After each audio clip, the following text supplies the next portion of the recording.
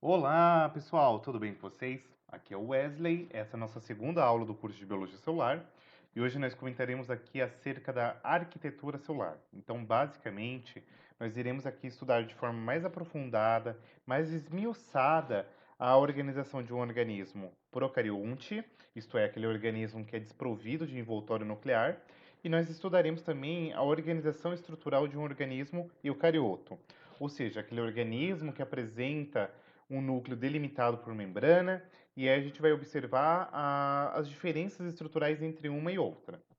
Então, simplificadamente, os objetivos centrais da nossa aula são os seguintes. A gente vai passar pelos marcos evolutivos aí da evolução de uma célula. A gente vai compreender, em linhas gerais, a teoria endossimbiótica. A gente vai ver que tem uma importância muito grande e nós compreendemos aí essa teoria. Nós passaremos pela arquitetura celular de organismos procariotos e aqui entendamos que existe dentro dos procariotos as bactérias, que são aquelas tipicamente estudadas no ensino médio, e nós veremos aqui também a arquitetura de arqueias.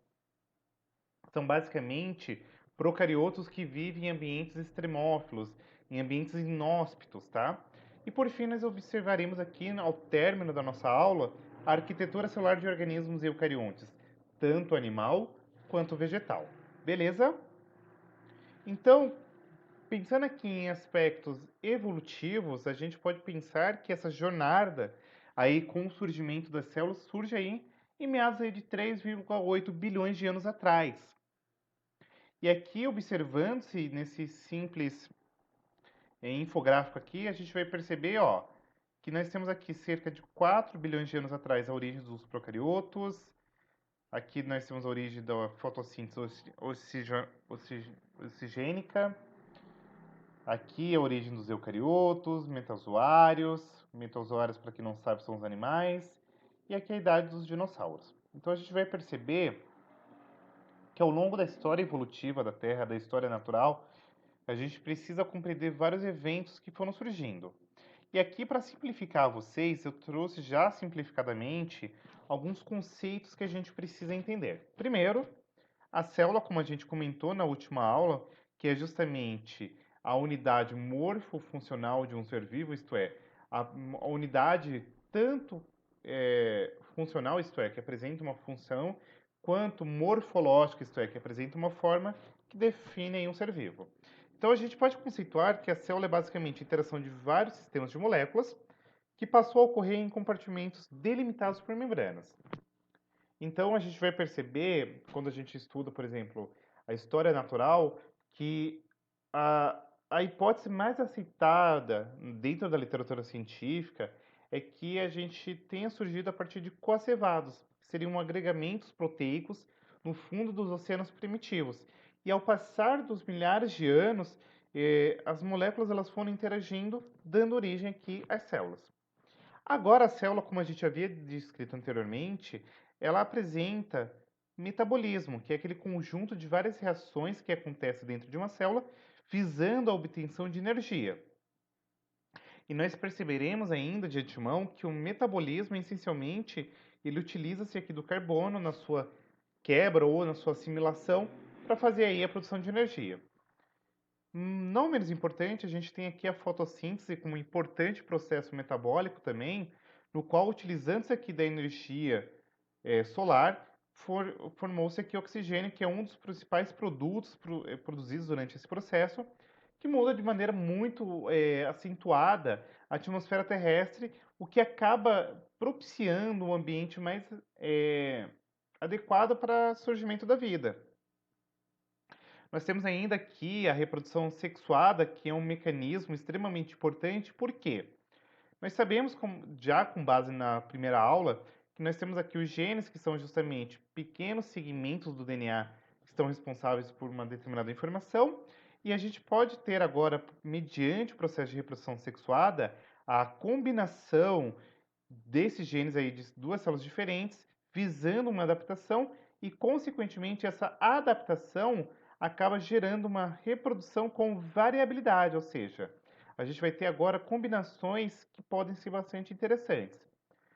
Quando a gente comenta aqui dos eucariotos, a gente vai comentar agora mais adiante da teoria endossimbiótica, que é basicamente um processo no qual houve um englobamento de uma célula ancestral que vai dar origem a duas organelas muito importantes, que é a mitocôndria, quando a gente está falando essencialmente de células eucariontes animais, e os cloroplastos, quando a gente comenta de uma célula eucarionte vegetal. Além disso, nós temos agora a multicelaridade, ou seja, um processo agora que você tem organismos multicelulares, no qual você vai ter uma especialização dessas células. Então, a gente pega aqui por base o organismo humano, por exemplo, nós temos neurônios, células musculares, célula cardíaca, célula pancreática, célula hepática, célula intestinal, e cada uma dessas células apresenta uma especialização visando aí a homeostase do organismo. E a homeostase, essencialmente, o que que é? É o desenvolvimento de sistemas complexos que visam ter um controle entre um ambiente interno e um ambiente externo. E aí, por sua vez, a gente tem agora o desenvolvimento, que agora é você ter um organismo multicelular funcional. Ou seja, quando você tem toda a somatória de todos esses eventos que foram acontecendo ao longo de milhares de anos, você chega agora no organismo multicelular que apresenta uma diversidade muito refinada de várias funções fisiológicas. Acrescido a isso, é importante a gente se ater que um organismo vivo ele é dotado essencialmente de três características essenciais, a saber-se a capacidade de autoduplicação, isto é, o DNA ele consegue se autoduplicar, o organismo também vivo ele é capaz de sofrer processos mutacionais, isto é, o seu material genético ele vai sofrendo mutações aleatórias e, consequentemente, ele tem metabolismo, que nada mais é do que aquela somatória de várias reações que acontece dentro do organismo, visando aí a produção energética e, consequentemente, a manutenção da vida do organismo. E aí a gente vai ter uma diversidade de vários seres vivos, como a gente comentou anteriormente, e todos esses seres vivos, essencialmente, eles são formados por células. Então, a gente sabe que todo e qualquer ser vivo, ele é constituído essencialmente por células. E aí, pegando por base essa foto aqui, qual que seria a diferença entre um organismo eucarionte, por exemplo, o Leuzinho, aquilo é o louco dos doces, versus um organismo procarioto, como por exemplo uma bactéria aqui comensal do intestino. Qual que seria a diferença? A diferença é que um organismo é desprovido de envoltório nuclear e o outro tem aí a presença do envoltório nuclear. Um detalhe interessante é que se a gente for observar aqui evolutivamente, nós tínhamos uma célula bacteriana, uma célula procariota, e essa célula procariota ela sofreu um processo de invaginação de membrana, e esse processo de invaginação de membrana deu origem aqui a um procarioto ancestral de uma célula eucarionte, que aí tem um núcleo agora delimitado aqui por um envoltório que a gente chama de envoltório nuclear. Então, o que eu quero que vocês entendam, a invaginação dessa membrana aqui e, consequentemente, a perda da parede celular é o que vai dar origem aqui a um organismo eucarioto. Não menos importante, a gente tem dois marcos evolutivos aqui extremamente importantes. Eu tenho uma célula procariota ancestral que acabou englobando uma proteobactéria e, consequentemente, essa proteobactéria aqui é o que vai dar origem aqui à mitocôndria. E a gente já sabe que a mitocôndria é uma organela extremamente atrelada com um processo metabólico, ou seja, um processo visando a produção de ATP. Em contrapartida, eu tenho uma célula procariota aqui ancestral que engloba uma cianobactéria, que é uma bactéria que tem a capacidade de fazer fotossíntese, e desse englobamento a gente tem aqui o surgimento da célula eucariota fotossintética, que origina aqui essencialmente o cloroplasto. Então percebam que a teoria endossimbiótica, a ideia por detrás dela é o seguinte: você tem um englobamento de uma bactéria por outra bactéria, e aí você forma agora as organelas, tanto cloroplasto quanto mitocôndria. E tem sim alguns já que por descargo de consciência, alguns dados na literatura que corroboram para essa ideia.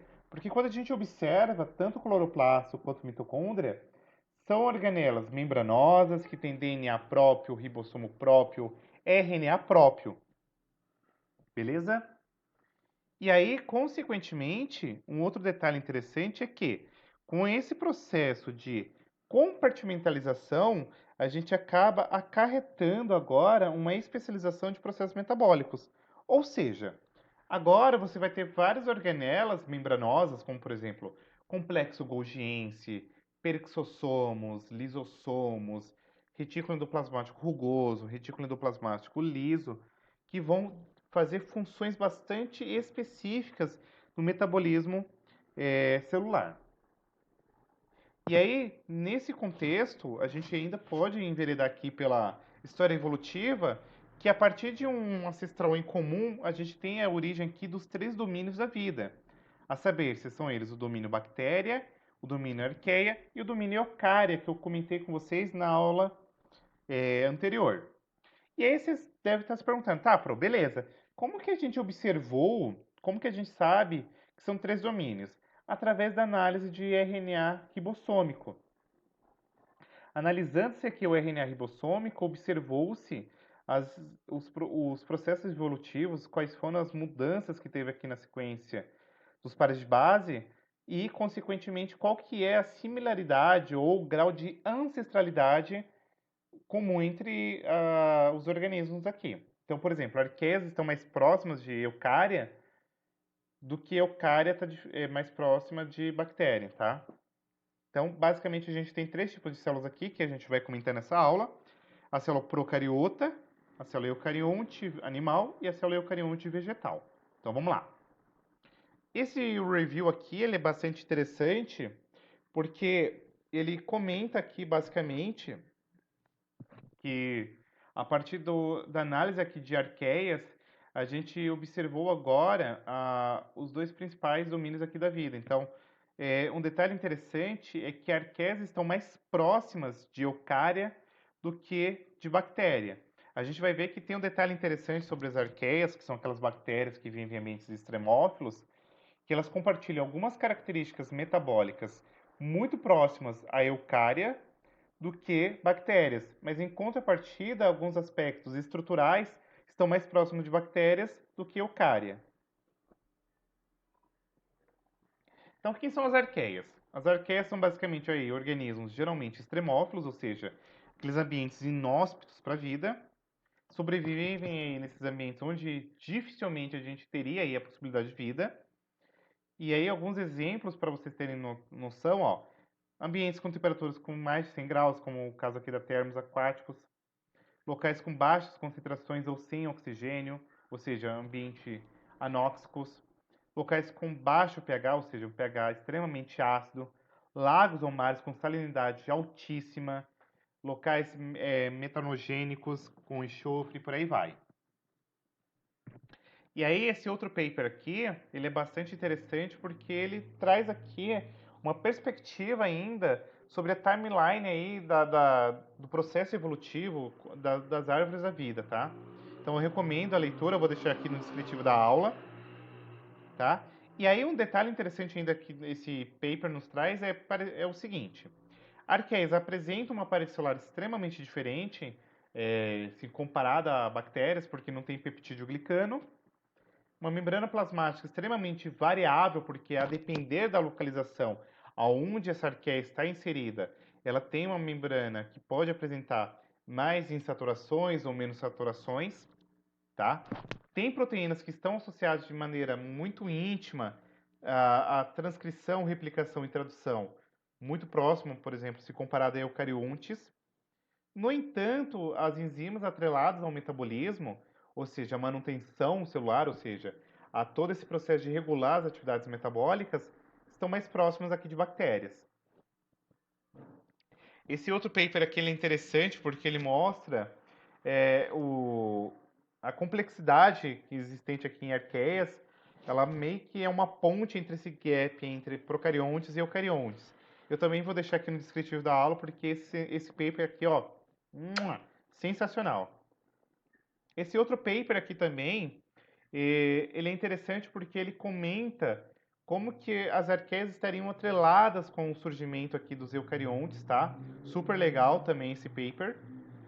E aqui nesse paper ele apresenta aqui a evolução da árvore da vida. Então, ó, a priori nós tínhamos isso daqui, e aí, ó, com o passar do tempo, olha a diversidade de organismos que foram surgindo a partir aí da evolução da vida. Agora, quando a gente fala de uma célula procarionte típica, ou seja, de uma bactéria, são pobres em organelas e membranas, estruturalmente muito simples e bioquimicamente diversas. Pro, não entendi bolhufas, então vem comigo. Ó, te liga. O que eu quero é que vocês se atenham e que quando a gente fala de uma bactéria, ela tem uma estrutura extremamente simples, uma pobreza de organelas, então, consequentemente, os processos aqui de compartimentalização são quase inexistentes, tá? O que a gente tem aqui de organela é somente o ribossomo que está atrelado com a síntese proteica. No entanto, uma bactéria ela apresenta uma diversidade bioquímica muito grande. E aí a gente vai olhar agora parte a parte de uma bactéria. A parte celular, essencialmente, ela está atrelada aqui com contenção da pressão de Tugor, ou seja, basicamente é uma estrutura que recobre a bactéria de maneira com que ela evite perda de água e etc, tá? E aí o principal componente atrelado aqui quando a gente fala de bactérias mesmo, do minibactéria, é o peptídeo glicano, que existe aqui cerca de mais de 100 tipos, tá? E aí você tem vários açúcares aminoácidos. Você tem aqui o N-acetilglicosamida, o ácido N-acetilmurâmico, aminoácido e etc. E aí, nessa brincadeira sobre peptídeo glicano, basicamente, quando vocês estudam aí microbiologia, a gente fala de dois tipos de bactérias. As gram-positivas, que são aquelas que apresentam um alto teor de peptídeo glicano aqui na sua parede celular, tá? E aí, nós temos as gram-negativas, que ela apresentam aqui uma pequena porçãozinha de peptídeo glicano. No entanto, ela acaba tendo agora uma outra estrutura aqui lipoproteica que a gente chama de LPS, que é o lipopolissacarídeo, tá? E as arqueias, quando a gente fala da parede celular dela, é um rolê muito doido, por quê? É uma composição variável, não tem peptídeo glicano, mas algumas bactérias elas meio que se comportam como gram-negativas, outras como gram-negativas. E aí elas podem ser metanogênicas, que tem aqui um caso de um pseudopeptídeo glicano, tem alguns tipos de polissacarídeos. Nós temos aqui as halofílicas, que, por exemplo, o Halococcus, que apresenta aqui um polissacarídeo sulfatado, o Halobacterium, que apresenta aqui glicoproteínas com uma carga negativa.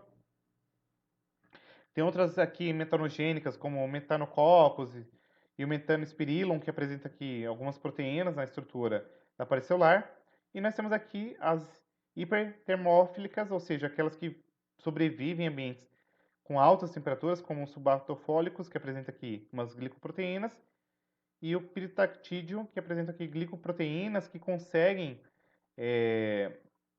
meio que sobreviver, entre aspas, né, não desnaturar, a cerca de temperaturas aqui, ó, na casa de 113 graus. A parede celular também é uma estrutura presente aqui em bactérias, é uma estrutura que é conservada em todos os tipos celulares, seja arqueia, bactéria ou eucariontes, tá?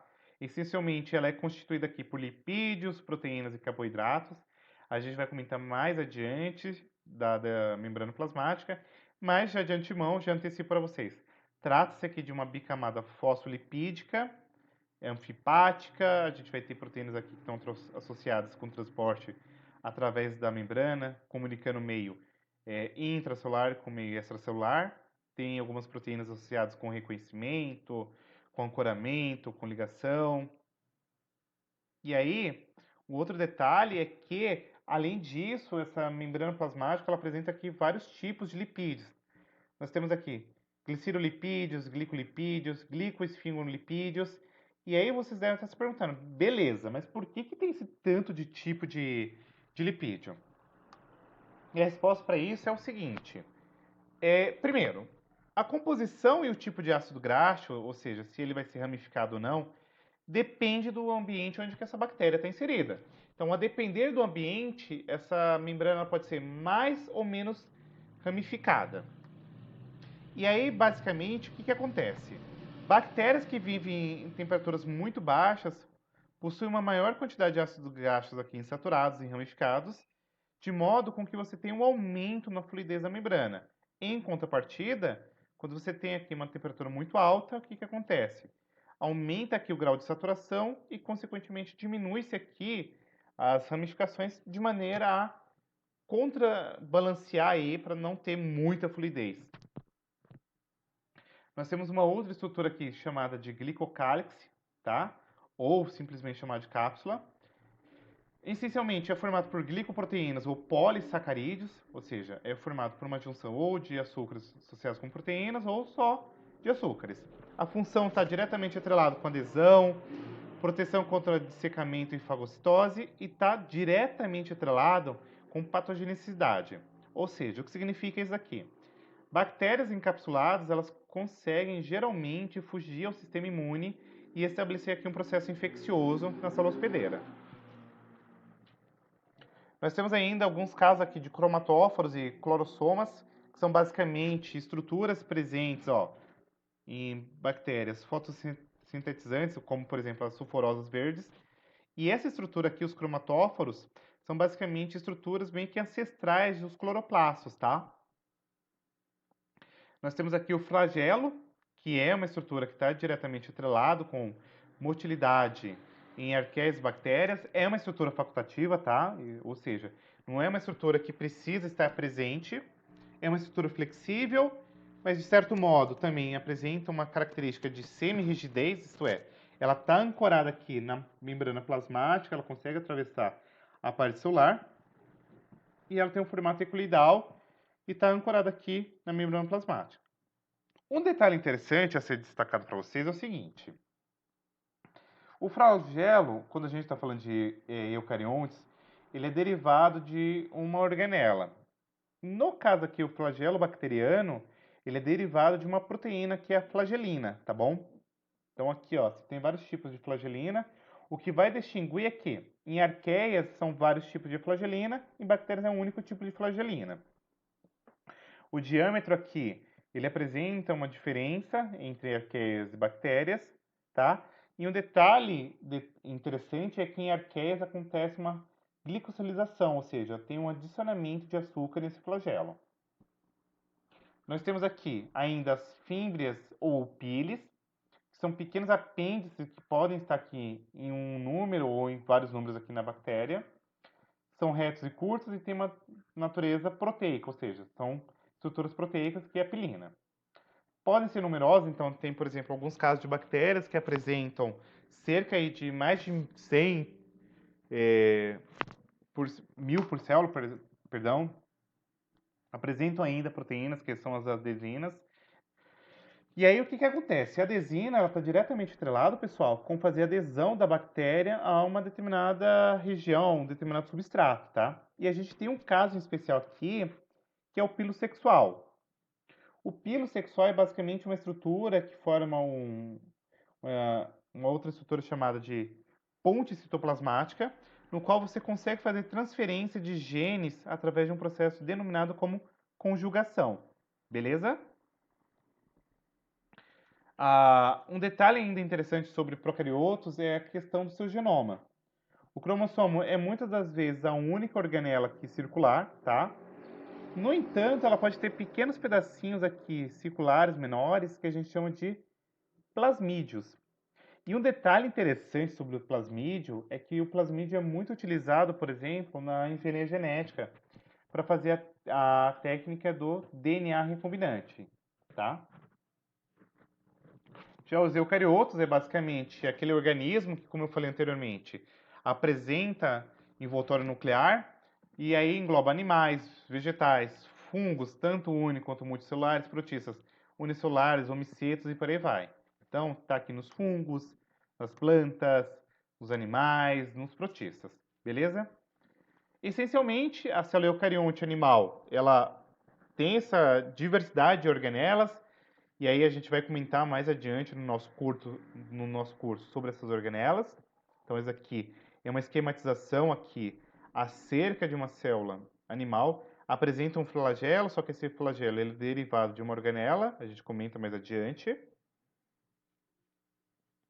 A célula eucarionte vegetal também, ela tem uma diversidade de organelas, com a diferença que apresenta aqui cloroplasto, algo que não está existente em organismos eucariontes animais, tá bom? E aqui está uma esquematização acerca dos principais componentes, os seus subcomponentes e as principais funções, tá? Então tem aqui, ó, essencialmente um resuminho, tá? Eu não vou entrar no mérito aqui, só para vocês terem uma noção. E aqui está a beleza da coisa. Então, boa parte do nosso curso, essencialmente, vai ser comentar aqui de eucariontes, porque apresenta essa diversidade de organelas, de refinamento de processos, e aí a gente precisa comentar com mais detalhes sobre isso, tá bom? Os fungos aqui, um detalhe interessante é que eles podem ter uma hifacinocítica, septada, tem fungos unicelulares, multicelulares, tá? E aqui esses septos são basicamente estruturinhas que apresentam poros aqui que permite o movimento de organela, material aqui entre as diversas partes do fungo. Olha que coisa interessante isso aqui. Fungos estão atrelados também com várias coisas aqui, por exemplo, relações ecológicas, como os líquens, podem estar associados com raízes de árvores, de plantas, e aí, consequentemente, tem uma intercambiabilidade de nutrientes entre uma planta e outra. E nós temos aqui também os protozoários, que tem uma importância muito importante. Então, tem um paramércio aqui, ó, que tem dois núcleos, um macronúcleo e um micronúcleo. E aí, sobre os protozoários, apresenta uma diversidade muito grande, né? Então, tem várias doenças que são causadas aqui por protozoários. Então, nós temos anibíase, giardíase, tem várias doenças aqui interessantes para a gente comentar. E aí, um detalhe interessante é que sobre os protozoários em especial, eles apresentam dimorfismo celular, ou seja, uma diversidade de várias formas, e consequentemente, eles apresentam parede celular também muito diversa, tá? E um detalhe interessante, o que eu queria pegar aqui, era da giardia, que é um protozoário anaeróbio sem mitocôndria. No entanto, agora vem um spoiler para vocês, tem mitocôndria, mas é extremamente pequena. E aí esse paper aqui, ó, ele é bem interessante também porque ele fala desse eucarionte sem mitocôndria, tá? Então eu vou deixar aqui também no descritivo da aula. E é isso. Então aqui é um resumo acerca de células procariontes, estruturas presentes e ausentes, tá bom? Aqui de eucariotos. Então a gente vai ver que a parede celular também pode estar presente, mas tem uma diversidade de vários tipos, ó, tem de celulose, de lignina, pectina, quitina e por aí vai, beleza? Então tem aqui um esmiuçamento aí de estruturas externas e internas, a gente vai comentar mais adiante nas aulas. E como base eu deixo aqui esse roteiro de estudo para que vocês consigam aí se situar. E como literatura de base, eu usei o The Roberts aqui, o Biologia Celular e Molecular, o capítulo 1 aí que dá um apanhado geral disso. Beleza? Muito obrigado e espero você até a nossa próxima aula. Beijão, fui!